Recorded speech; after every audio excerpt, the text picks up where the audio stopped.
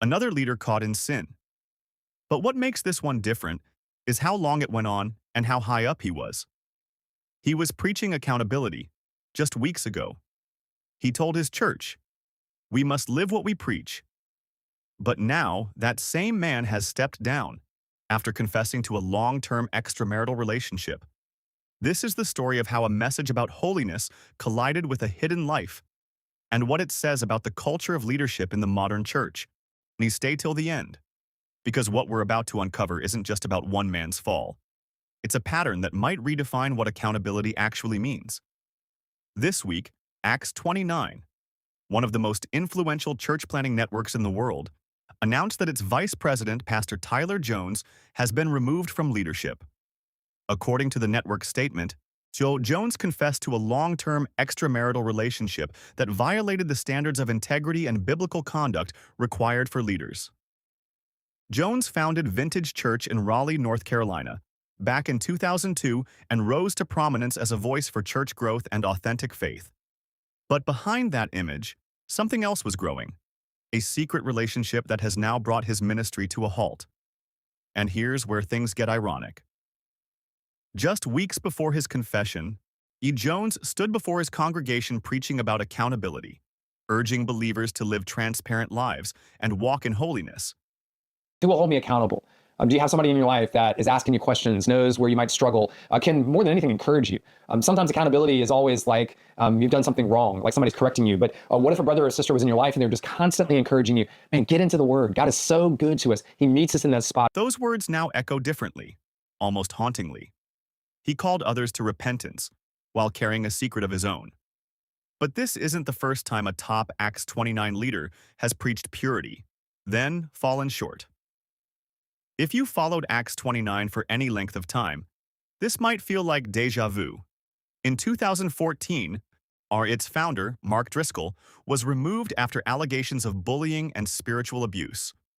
Years later, in 2022, Acts 29's own president, Matt Chandler, stepped back after what his elders described as an unwise and unguarded online relationship. Chandler later said this season taught him humility and the need for transparency. He promised Acts 29 was tightening its accountability systems. But just 2 years later, another leader confesses to a long-term affair. So what's really going wrong? Acts 29 says it holds leaders to clear standards of holiness and integrity. But critics are asking whether these confessions come from true conviction or from damage control after the truth starts leaking out. Was Tyler Jones's confession the product of repentance or the result of exposure? That question is driving much of the conversation online. And the more you look into the timeline, the more it raises questions about what accountability actually looks like inside modern megachurch networks. Across evangelicalism, we've seen a troubling pattern: public success plus private collapse. Men leading movements, preaching purity, counseling others about marriage, while living in hidden compromise.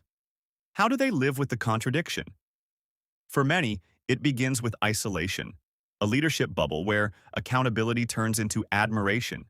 Even by the time sin surfaces, the damage isn't just personal, it's cultural. And that's exactly what Acts 29 is facing now.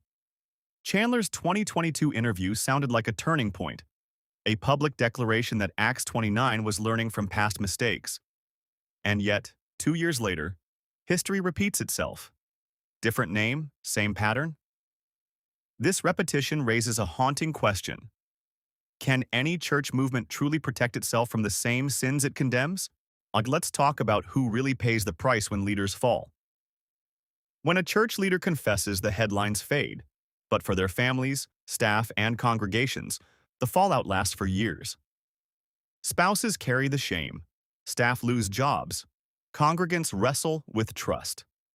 At Vintage Church, where Jones pastored for over 20 years, some are celebrating honesty. Others are struggling to process betrayal. Because when the shepherd stumbles, the sheep scatter. You zoom out. And this story becomes part of a larger crisis of credibility in modern Christianity. In the past few years, we've seen names from Carl Lentz to Brian Houston to Mike Todd facing public scrutiny over leadership, accountability, and morality.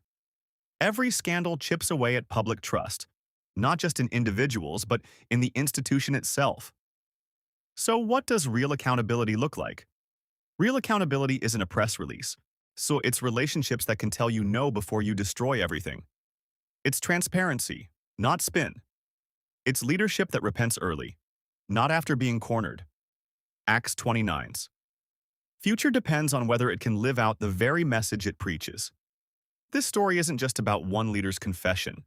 It's about a movement at a crossroads between image and integrity. So here's the question for you. Should fallen leaders be restored publicly, or should some positions stay closed after moral failure? Drop your thoughts in the comments. Hit like if you believe the church needs real accountability, not PR statements. And subscribe, because we're not done asking the hard questions about faith, leadership, and the truth behind the headlines.